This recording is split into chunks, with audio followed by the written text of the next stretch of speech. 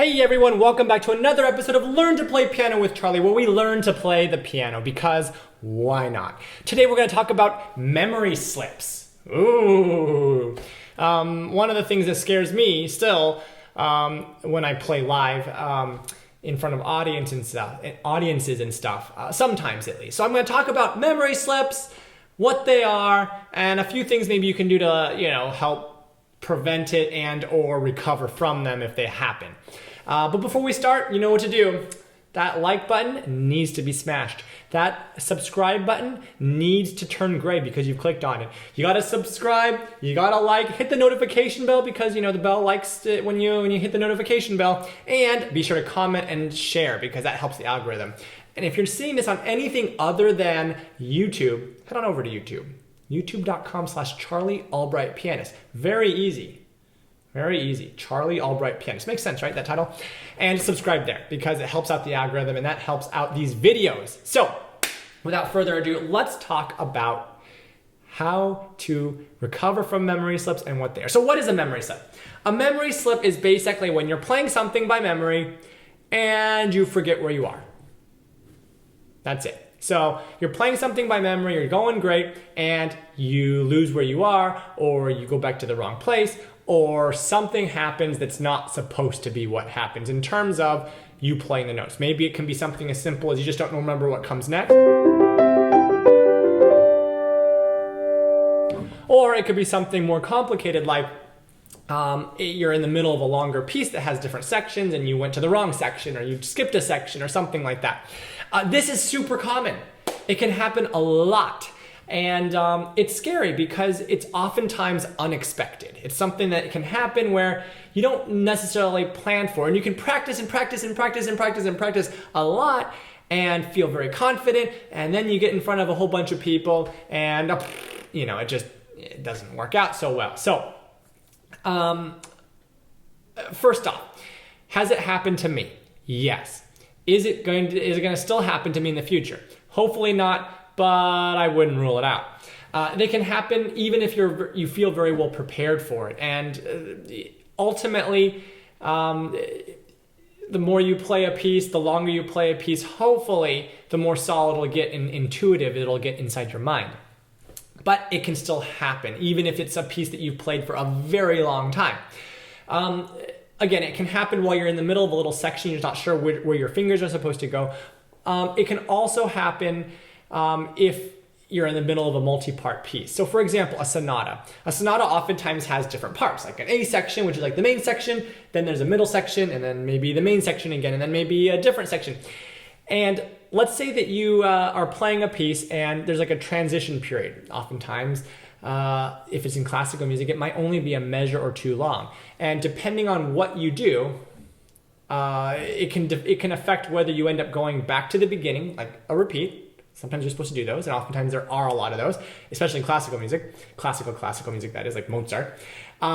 Or sometimes you're supposed to go to another measure, which will change a key, and then go into the B section, for example. But what happens if you forget what that little transitory measure is or something, right? Let's say that you keep looping, you play through the A section, you repeat, you go back to the beginning of the A section, and then you repeat, and you go back to the B, and you're kind of on this never-ending loop where you're just going around and around and around.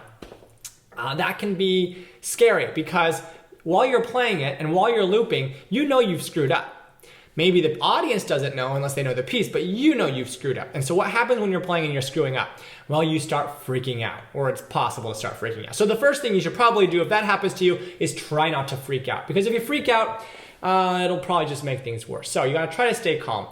If you loop around an extra time, what you might try doing is just playing through and seeing if you can remember that transitory part that'll take you into the next part of the piece the next time around. But let's say that if you can, great, you can just continue the piece, you're good. You played it an extra time, most people probably will never know. Let's say that you can't though. Let's say you keep looping around. What do you do then? Well, you have a few options, but ultimately you can't keep playing that same page or two or whatever the A section is forever. I mean, at a certain point, you're gonna have to stop, right? So, I mean, you could try it a few more times, but if it's exactly the same too much, people will start wondering, wait a minute, even if they're not familiar with the piece, wait a minute, this seems repetitive and long, and why isn't it ending? So one option is to try to end the movement. You could think through your head and see if there's a section in the end maybe that you can jump to, or if you know how that B section starts, you can just forget the transitory P section, maybe improvise something if you can, and then go into the B section. If you can't, you might just very quickly, and just go into it. Make something up if you can, or just end it and begin the next section. Let's say you can't remember how exactly the next section begins. Well, then it's a little bit trickier. A few other options you could have would be to just end the movement. Ultimately, if you're looping around too much, you're gonna have to stop. So you might just end the movement. If you can improvise an end to the movement. And again, more people will probably know this if they know the piece. But if they don't, if you improvise well enough, they might not know. If you can't improvise or improvise well, you could just kind of end it. And that's not necessarily ideal, but it could get you at least out of that situation if you realize that you can't figure out where to go next. How can you prevent this kind of thing? Well, there's a few things you can do. One thing you can do is, if you know that it's a tricky thing, pay extra attention to those transition measures. Like the one where, if you play this measure, it goes back to the beginning for the first repeat, but then the second time you're gonna go here and play these other transitory measures. You can, when you're memorizing, you can pay extra attention to those sections. If it's a section you know that you're likely gonna have memory slips, or might have memory slips, or have had memory slips, or whatever, what you can do is really memorize the beginning of each main section. Like really memorize the beginning of the A section, the B section, the C section. Paying special attention to what key it's in and things like that, so that if there's an event where you keep looping around, that was probably a bad example there, but if there's a situation where you keep looping around, you'll know, okay, well at least I know that the next section is F and how it starts. And then you can, even if you can't make up an improvisation to kind of tide you over to that next section, you can just start that next section. If you can do an improv to connect the two, even better. That's another way you can kind of do it. If you have a really long piece where there's many sections and it kind of gets complicated, there's a lot of things you can do too. And I apologize if I'm getting too in-depth here. I'm kind of covering a ton of stuff in a short video.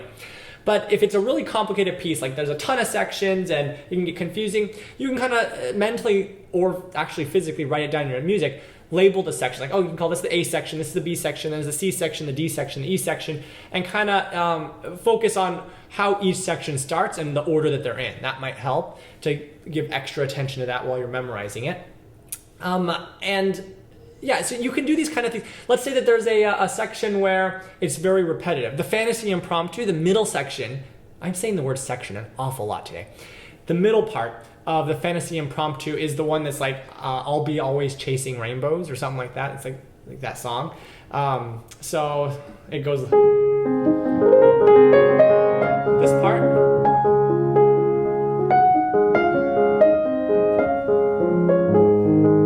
And it repeats it like 4 times, that theme.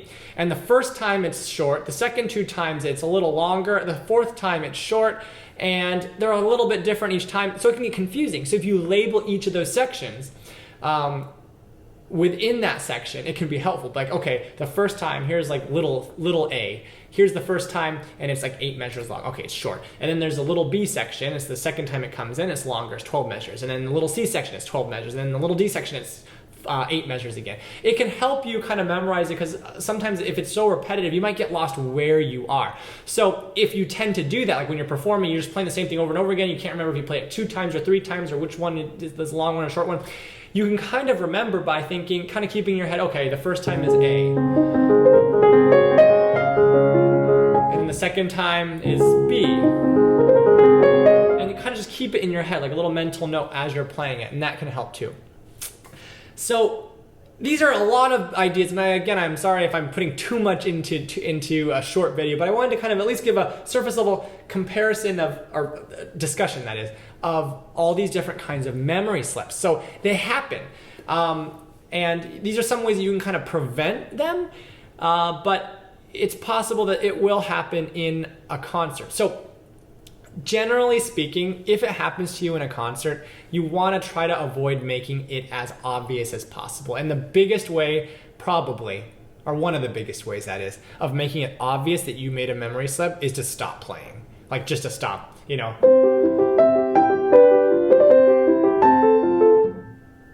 If you just stop, even people who don't know the song at all are going to know that you screwed up. So it's probably best to try to avoid that.